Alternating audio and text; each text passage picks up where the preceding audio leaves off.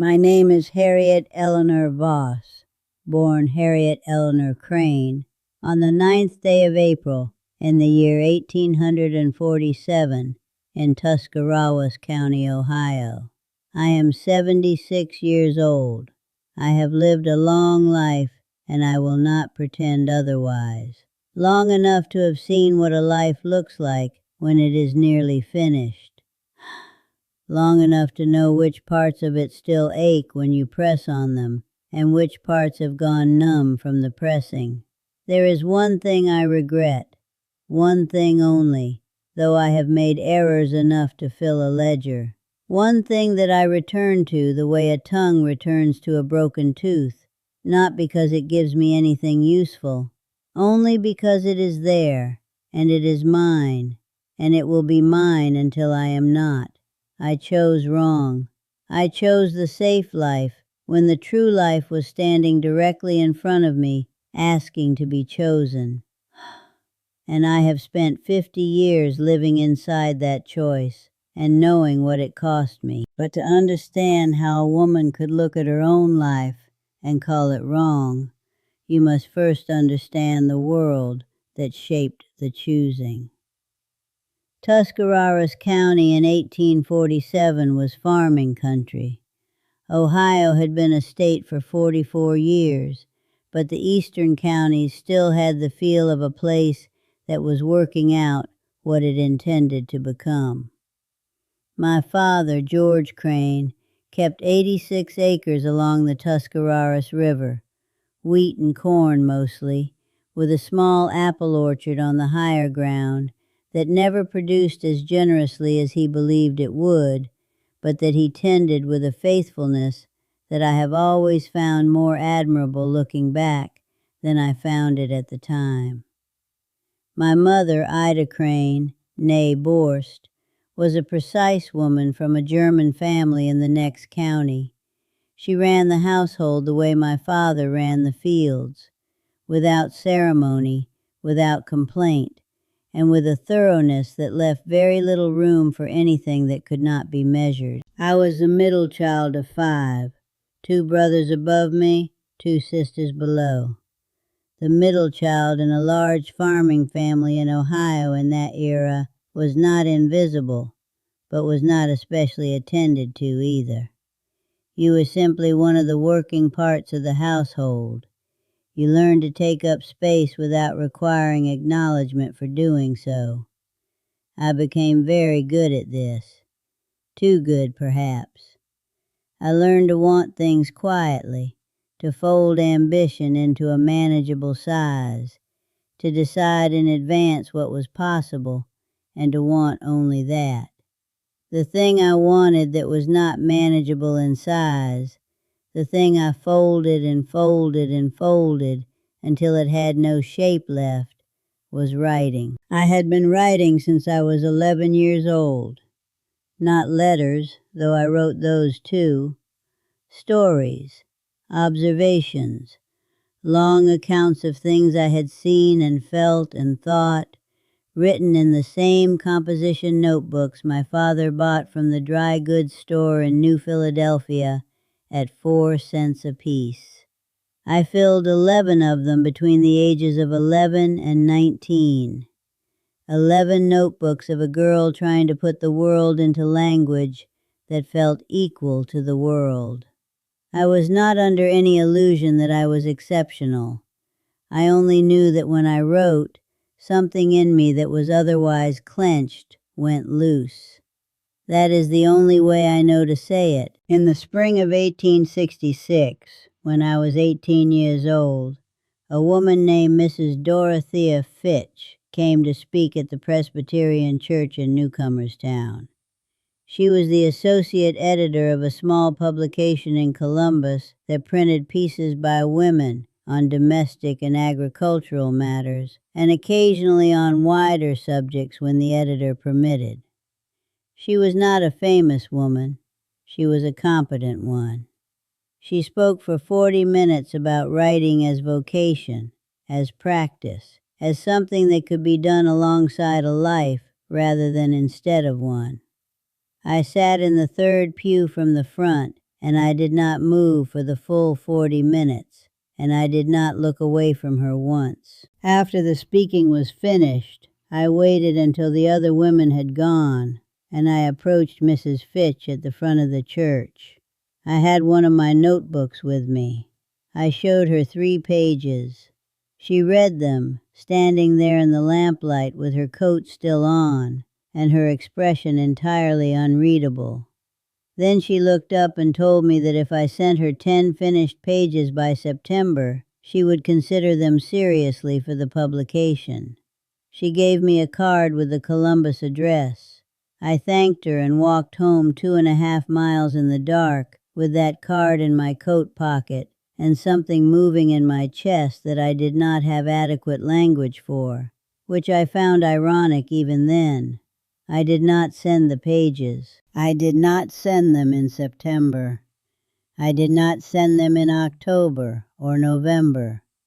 I told myself I needed more time to prepare them properly. I told myself Columbus was a long way from Tuscarawas County, and the postal system was unreliable. I told myself there were 100 women more qualified than I was, and Mrs. Fitch had simply been kind in the way that successful people are sometimes kind to earnest young women in church halls, and it would come to nothing regardless. I told myself all of these things with great conviction and thoroughness, and not one of them was true, and I knew it at the time. What was true was this. In the same autumn of 1866, a man named Robert Voss began calling at our house. He was 29 years old, a farmer from the next township, steady and plain-spoken, a man of good reputation and reliable income. My mother approved of him immediately and without reservation, which told me everything I needed to know about what he represented. My father shook his hand the second time he visited, and that too was a kind of verdict. Robert was not unkind to me. He was not cold or difficult. He was simply a man who had never once occurred to me before he began appearing in our parlor, and then suddenly he was everywhere. We were married in the spring of 1867.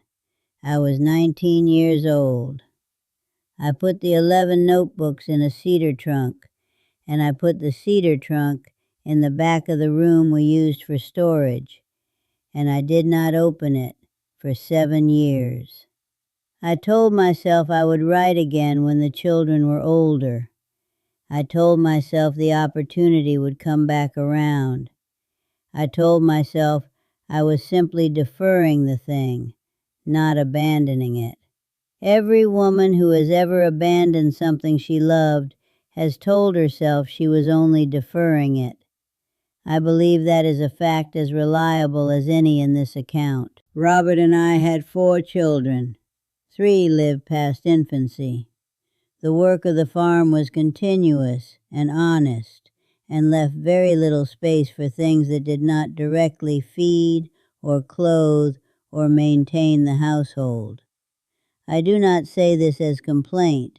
I say it as the accurate description of what a farming life in eastern Ohio in those decades required of a woman. The days were full.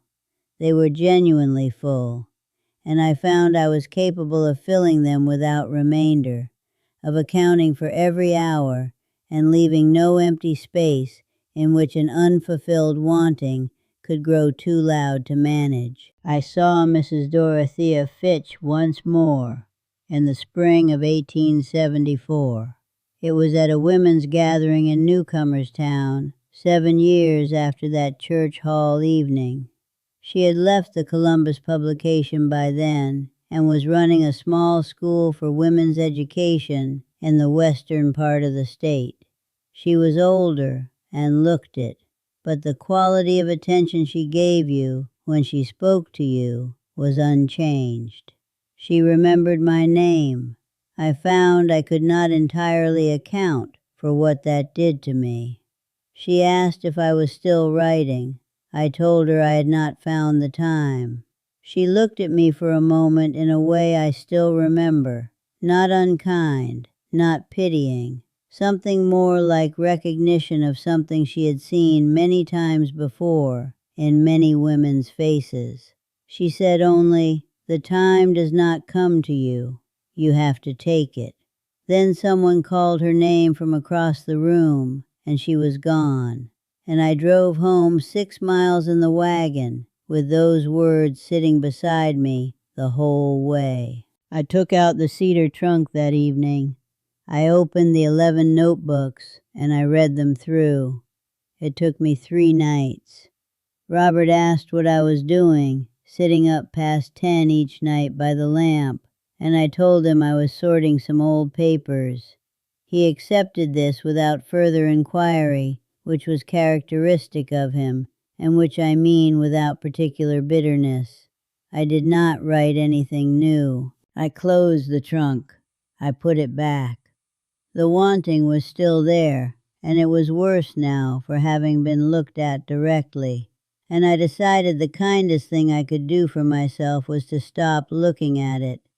I had 4 children, and a farm, and a husband who had done nothing to deserve a wife who was secretly living inside a parallel life she had never had the courage to inhabit.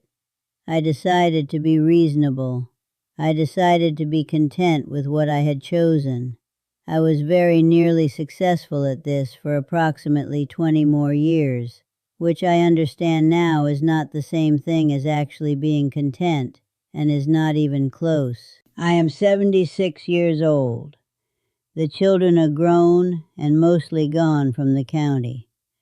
Robert died in 1891, a chest illness, quickly and without prolonged suffering, which the doctor told me was a mercy, and which I believed him about. I have been alone in this house for 12 years. The cedar trunk is in the corner of my bedroom now, not the storage room. I brought it there the week after Robert's funeral, and I know what that means, and I do not pretend otherwise. I write now. I write every morning for as long as my hands allow. I am not sending anything to Columbus. There is no Mrs. Fitch left to send it to, and I am a 76-year-old widow in Tuscarawas County, with hands that ache after an hour, and eyes that require the lamp even in good daylight. The time for that particular door is finished. I know this with complete clarity. It is the clearest thing I know. What I write now is this: whatever it amounts to, these words, this account, the accurate description of what a life looks like when a woman chose safety over truth at 19 years old, and then lived long enough to understand the full price of the choosing. Some will say I am ungrateful. I had a husband who did not harm me, children who are healthy, a house that is mine, a county that knows my name with respect.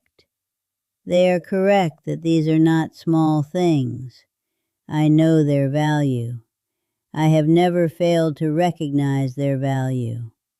But there is a difference between recognizing the value of what you have and believing it is equivalent to what you gave up to have it.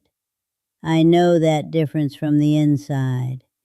It is not a comfortable place to know anything from. The one thing I will tell you plainly, the one thing I have paid for in full and therefore earned the right to say, is this: the safe choice and the right choice are not the same choice.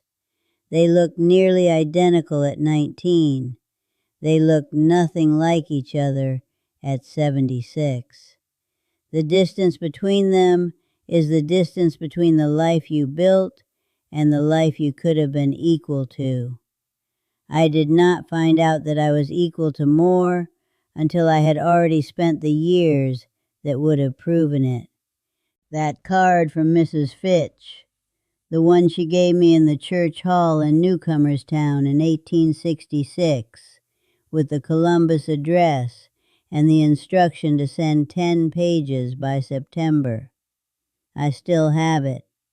It is in the cedar trunk, tucked into the cover of the 4th notebook. I have looked at it perhaps 200 times in 50 years. It has not changed.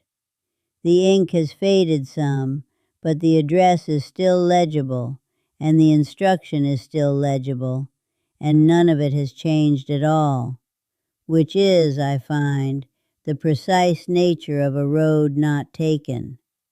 It remains exactly as it was. It simply remains.